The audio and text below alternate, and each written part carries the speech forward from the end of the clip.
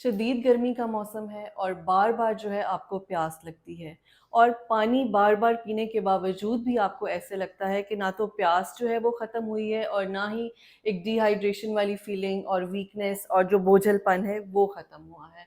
तो आज मैं आपको बताऊँगी इस वीडियो में बहुत सी एनर्जेटिक ड्रिंक्स जो साथ ही साथ आपकी गर्मी को भी कम करेंगी और आपके बच्चे के पानी को भी इम्प्रूव करेंगी।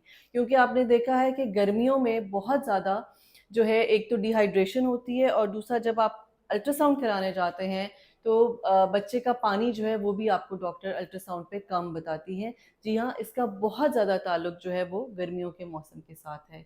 मैं हूँ डॉक्टर सादिया मुमताज़ और आप देख रहे हैं गायनी टॉक्स।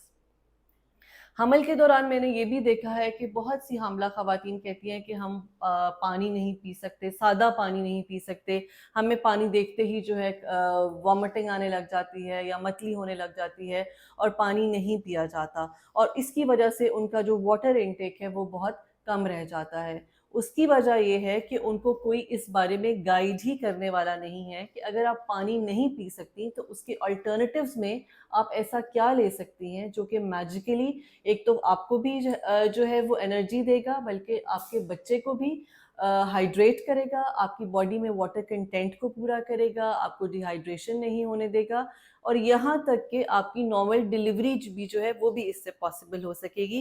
बिकॉज़ जितना ज़्यादा आप वाटर कंटेंट लेती हैं, जितना आपका वाटर इनटेक है वो आपके टिश्यूज़ में जाता है, आपकी बोन्स हाइड्रेट होती हैं और नियर टू डिलीवरी जो है जब आपको लेबर पेन स्टार्ट होती है तो आपके टिश्यूज़ और आपकी बोन्स जो हैं वो प्रॉपर्ली हाइड्रेटेड होती हैं और वो सॉफ्ट हो चुकी होती हैं। अब उसमें सबसे पहले हम ये आते हैं कि जो आपको आइडियली रिक्वायर्ड है liquids, fluids, water in a day वो है कम से कम 14 से 16 ग्लास। अगर उससे ज़्यादा पिया जाए तो बहुत अच्छी बात है, लेकिन कम से कम जो है आपने 14 से 16 ग्लास जो है लिक्विड फ्लूइड्स ज़रूर लेने हैं।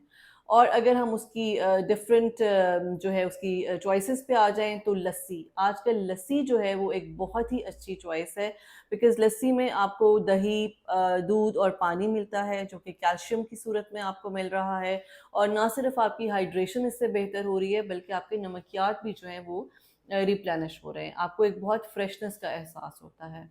साथ ही अगर देखा जाए तो Rooh Afza, squashes, powder drinks although उनमें कहीं न कहीं थोड़ा बहुत प्रिज़र्वेटिव ज़रूर पाया जाता है, लेकिन अगर आप उसको हफ़्ते में 1 या 2 दफ़ा इस्तेमाल करेंगी तो उसका कोई बहुत ज़्यादा नुकसान ना तो आपके बच्चे को होगा और ना ही आपको होगा।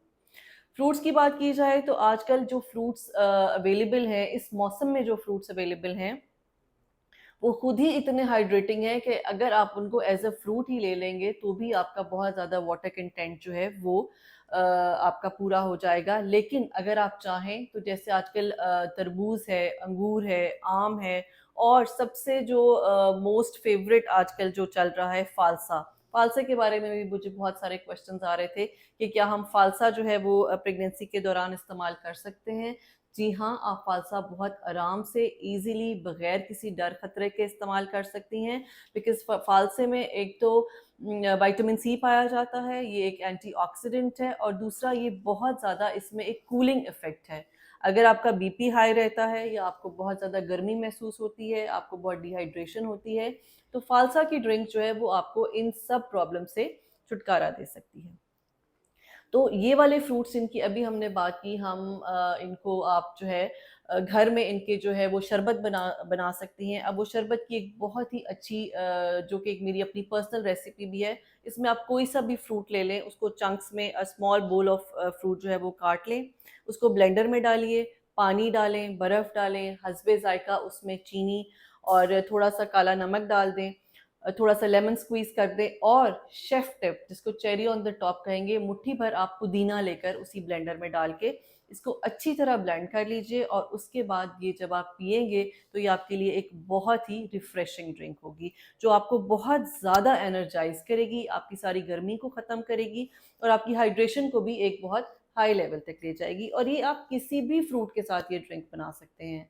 उसके अलावा अगर आप चाहें तो स्कंजबीन एक बहुत अच्छी ड्रिंक है जो कि प्रेगनेंसी में आपको बहुत हेल्पफुल हो सकती है आपकी हाइड्रेशन स्टेटस को बेहतर करने में और आपने देखा है एक ऐसी ड्रिंक है जिसको हम मिंट मार्गरीटा के नाम से कहते हैं, जो कि मार्केट में इवन छोटी-छोटी शॉप्स पे भी 6 से 700 रुपए का एक ग्लास दिया जाता है।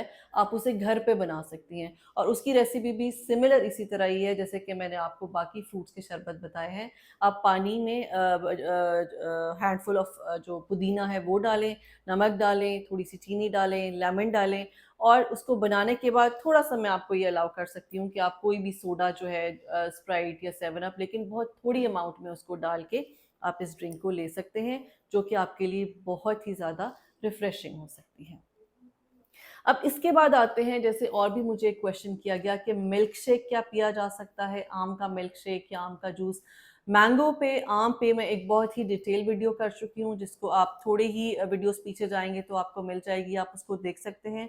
लेकिन इस वीडियो के थ्रू मैं आपको ये बताना चाहती हूँ कि जी हाँ, आप मैंगो शेक पी सकते हैं। उसकी कोई तासीर गर्म नहीं है, उसमें कोई ऐसी प्रॉब्लम नहीं है कि वो आपको या आपके बच्चे को कोई नुकसान देने वाला है। So mango shake is also one of the very good items जो कि आप ड्रिंक्स जो कि आप गर्मियों में अवेल कर सकते हैं।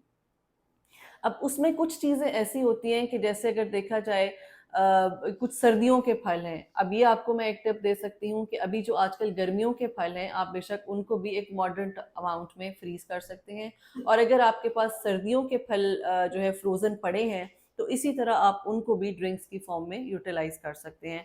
जैसे सर्दियों में अब अनार होता है, माल्टे होते हैं, नाशपाती होती है, आड़ू होते हैं, स्ट्रॉबेरीज़ होती हैं, तो ये सब चीज़ें क्योंकि अभी फ़िलहाल इस मौसम में अवेलेबल नहीं हैं, तो जिस मौसम में जो भी फ्रूट है, आप एटलीस्ट 1 कंटेनर जो है उस फ्रूट का ज़रूर रख लें, specially if you are pregnant, ताकि आपके अगले टाइम के लिए वो आपको अवेलेबल रहे और बहुत आराम से आप इन ड्रिंक्स को एन्जॉय कर सकें। ये सारी ड्रिंक्स ना सिर्फ़ आपको रिफ़्रेश करती हैं, बल्कि साथ ही साथ आपके अंदर जो विटामिन सी कंटेंट पूरा करती हैं, आपके अंदर जो है आयरन इसकी कंटेंट को बहुत अच्छी तरह से पूरा करते हैं। तो वो लोग जिनमें खून की कमी पाई जाती है, उनके लिए भी ये ड्रिंक्स जो है वो काफ़ी फ़ायदेमंद हैं। अब आते हैं, क्या कोई ऐसी ड्रिंक्स भी हैं जो आपको नहीं पीनी चाहिए? जी हाँ, बिल्कुल ऐसी ड्रिंक्स भी हैं, जिनको आपको कोशिश करना चाहिए कि आप उनको गर्मियों में अवॉइड करें।